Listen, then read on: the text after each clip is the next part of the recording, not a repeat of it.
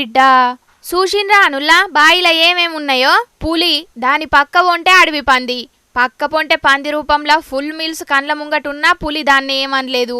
ఇంకేమంటది, బతుకుంటే బలుసాకు తిని బతకచ్చని గీ బాయిలకెళ్ళి బయట పడితే అటెనకాల ఎన్ని జంతువులనైనా ఏటాడచ్చు. ముందుగాల భద్రంగా బయట పడాలి అని ఆలోచన చేసినట్టున్నది పులి.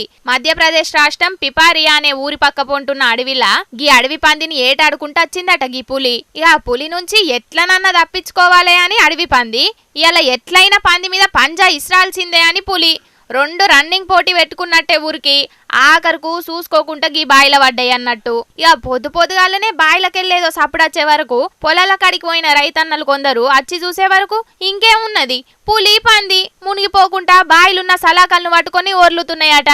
ఇక ముచ్చట ఫారెస్ట్ ఆఫీసర్లకు తెలిసే వరకు పులిని అడవి పందిని పైలంగా పైకి తీసుకురావాలని బగ్గా ఆలోచనలు చేసి బాయిలకు మొదలు తాళ్లతోని ఒక మంచాన్ని దించి అటెనక బోన్ కూడా దించిండ్రు. ఇక మెల్లగా మొదలు పులినిగా బోన్లకు ఎక్కించేటట్టు వేసి పైకి తీసుకొచ్చిండ్రు. ఇక అటెనకాల మళ్ళా బాయిలున్న పందిని బోనేసి బయటికి తీసిండ్రు. ఇక రెండు జీవాలను అడవిలకు తీసుకుపోయి ఇడిచిపెట్టిండ్రు. ఆగో చూడుండ్రి, బోన్లకెంచి ఎల్లంగానే అడవి పంది లాగెత్తరో ఆజాము అనుకుంటా అడవిలకు ఎట్లురికిందో.